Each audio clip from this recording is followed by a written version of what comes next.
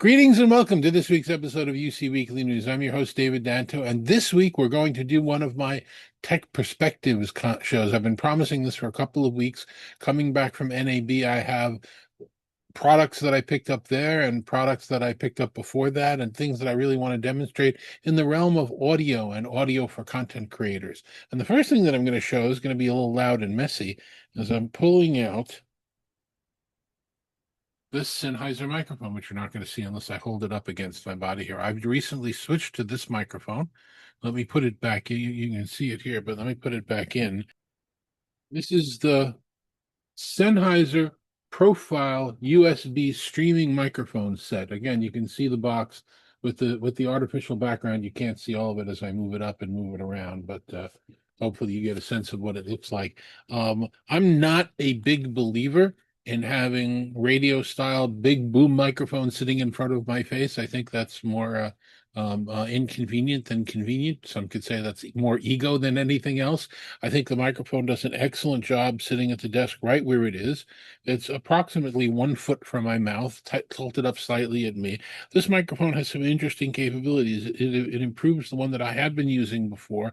It has gain control right on it. So ever feel that I need to boost something or do something interesting with it, I can just adjust the gain control right on the microphone. Obviously, it mutes and unmutes without a problem. And I think it's a really interesting microphone. So I've been using it for the last couple of weeks. I'm going to continue using it. I think it's a good improvement. So that's certainly one of the products that I'm looking at this week. The other one I've talked about on and off for a while is this one, is the Saramonic Air SE that has little magnetic microphones on the end, and you can use the two microphones and the receiver attaches to the case here. The case is also a charger for the microphones, and it has a USB-C and a lightning connector for a receiver. And you can also use it as a hand microphone going back and forth. I think it's a very convenient, drop it in your pocket and go if you think you might need to be doing some recording off of your phone for content creation. I think it's an excellent product. And here, let me show you what it sounds like. Okay, so this is me using the Saramonic Air SE, which is, if you look very carefully, just that little microphone right there, barely a little blue light on the bottom of it. You can attach it magnetically, or there's a magnetic clip as well. You can hear what the sound sounds like. It's a very small, compact receiver that I've got plugged in right now. I'm using the Lightning version right now, but I'm sure you can also use the USB-C version. And this is what it sounds like when you have a microphone. That's not particularly aimed at my mouth. I guess I could change that a little bit. Okay, so now it's a little bit tilted more toward my mouth, but this should just be normal speaking. I'm here in my office, and you can get a comparison of what the microphone sounds like. Another company that I've initiated coverage on is Insta360. They've made some innovative 360-degree cameras in the past, mostly a consumer product, but now they're moving more aggressively into B2B and B2C products around enterprise. And this is one of them that they picked up. It's not released yet. It will be released in the next couple of months, but they have samples out there. This is a microphone kit for content creators in high quality. It has the receiver built into the device. You can sort of see the receiver here. It has a connector on it that'll slip onto a camera and or cable, of course. And their microphones are interesting because they use e-paper, so you can upload logos onto them. Let me play a clip for you to show, let you hear what these things sound like. Okay, so now I am using the Insta360 Mic Pro system. They're brand new, and you can see it has e-paper on it. I've been able to upload the actual logo on t-shirt, logo on microphone. You can hear how this one sounds. It's got 3 microphones. It's got some built-in noise canceling. I'll go over more of the details. And again, I'm sitting at my desk, but you can get a quick comparison of how one of these microphones sounds when we use it. Now, I like that it's a charging case that holds all of the pieces. They say to me that they can do up to 4 microphones on it. In this case, it really only holds 2, but if I could connect 4 mics to the receiver, honestly, the receiver is very complicated. And I'm speaking to you as a many-decade broadcast engineer. It's got a lot of features and buttons that you have to push and twist and turn and push and twist, and it's very hard to figure out. They're probably going to have to move some of those deeper into the menus, but it's very powerful. And you can set the receiver. You can load the e-paper using a smartphone application. So I like it. I like the fact that you can see the microphones relatively easy. They help promote your logo. You don't see any other lights on them. So it's a nice product, and it sounded really good when I tried it. The next one I'm going to demonstrate for you is this one. This is I've demonstrated the clear arc microphones before. The Arc 3 gaming one, we actually used that one with a dongle on the computer, and you could hear what it sounded like. I'm going to have to record some of this off the phone, but this is the new Arc 5. We're going to unbox this one and take a listen to what it sounds like.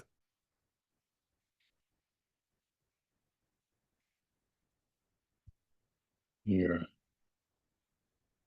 5.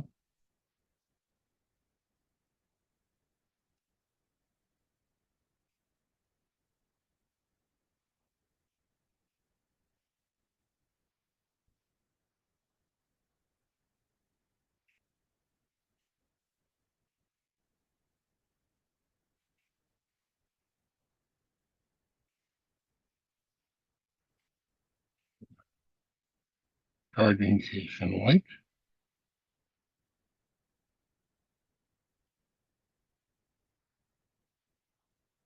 with a little mirror inside. How nice. Look at how cute that is. There are the headsets. A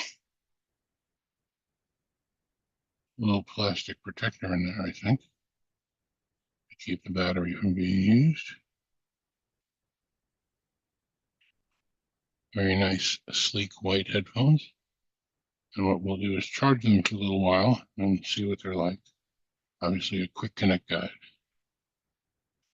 All right, here's a brief recording using the headphones, the Clear Arc 5 headphones. I'm using just normal voice. The sound through my ear sounds terrific. It has spatial audio with Dolby on it. It also, instead of that, you can use standard graphic equalizer. It gives a number of different options for equalization, a lot of functional capabilities in the headset. And I can still hear sound because it's an open ear type device, but this is what I sound like to the far end. I'm really generally very impressed with the clear headsets. I've used them over the years. They're terrific open ear headsets that also sound really good. You can't use them on airplanes. That's the only downside. They don't block the ears at all very well and do noise cancellation.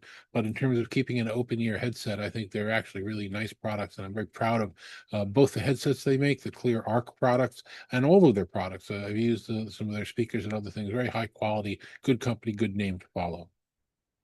Now, another company that sent a product to me is this one. I want to kind of show it to you. This is a small, I have to hold it this way. This is a device called a Speak On. It's very narrow, very thin, and you can conveniently attach it via the magnetic mount to any one of the phones that have magnetic mounts that stays on the back. And what it is it's a recorder, it's a voice recorder meant to record short bursts. It's not like the Claude product or any of the products that's meant to record long form meetings. But if I would like to dictate, like it used to be note takers we used to carry and say, do this, do that, do this, it's sort of a note taker. You can use it with your phone or you can use it separately standalone. And what it does with the notes is it's like having an AI companion built into the device. So you don't have to go to your preferred AI to have it translate for you. So if I were to record a message that said, let's take a note out to my friends saying, I'd like to meet you at 3:30 at the restaurant down at the end of the block. Oh, wait a minute. I didn't mean the restaurant. I meant we want to meet at the grocery store and it really should be 4 o'clock, and tell him to make sure that he's wearing his yellow jacket. It would take that conversation and it would get rid of all the hemming and hawing and all the things that are inappropriate and simply create out the text the way you would want it to be, which is a good feature when you're using your phone to dictate short bursts of things into it, whether you're replying to an email or authoring something on the phone, which I do sometimes. Let me give you an example of how that works. Hey, Jane, let's meet at the restaurant today at 3 o'clock. No, not 3 o'clock, at 4:30. The restaurant is on Elm Street and Fourth Avenue. No, Oak Street and Fourth Avenue. So it put all of the corrections in there. I don't know if you can see it very well, but it took out all of my mistakes and simply says, "Hey, Jane, let's meet at the restaurant today at 4:30. It's on Oak Street and Fourth Avenue." So that's the kind of thing that the Speak On device does in the application. So it's a good product. I'm not really 100% sure where the software is in the device, the firmware, versus where it is in the app on the phone. I've yet to kind of figure that out, but it certainly is something that I've been using that's been valuable and providing another way of managing audio. So that's really what this show was about, is new and innovative ways of using audio technology for collaboration and enterprise functionality. And I think that's a great product. So before I leave you with this week's show and end this week's Tech Perspective, I wanted to give you one more new bit of news that isn't audio, that's actually video. That's something that I saw at the NAB show this past couple of weeks and wanted to share with you. So I'm going to click some buttons while we're going on over here. If you're not sure who I am, even though my name is on the screen there, look at my name popping onto the screen right below me, or wrong side, right below me over here. And if you're not sure what company is, you see the logo there. I'm going to pop the logo onto the other side. There we go. And here's a ticker for you that basically says, thanks very much for watching my show. Hopefully the ticker, there it is. Now the ticker is running. So these are all features coming from a software company that I've worked with for many years called VizRT, VIZRT.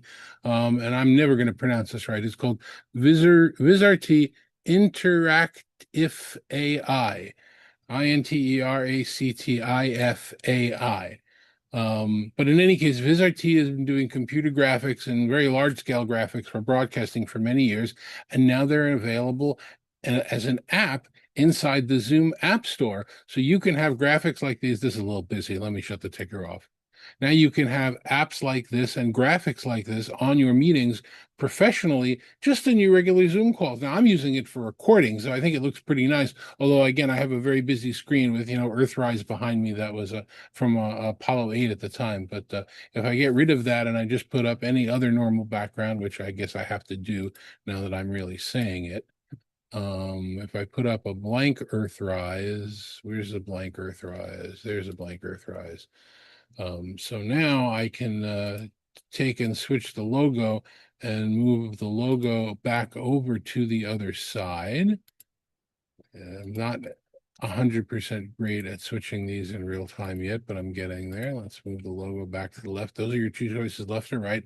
You obviously can upload that logo. You can upload a ticker, a timer, an agenda, Q&A screens, and you can look like you're a professional broadcaster just on a regular Zoom call. It's free for 90 days. You just go into the Zoom apps. You have to load the latest version of Zoom. It's 7.0.2, I think, or at least it's 7. something.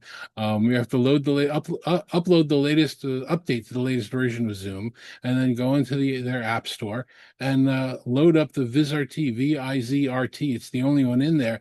And wow, does it do some really nice job on professional video. So I wanted to make sure that I pointed that out to everybody before I ended the show this week.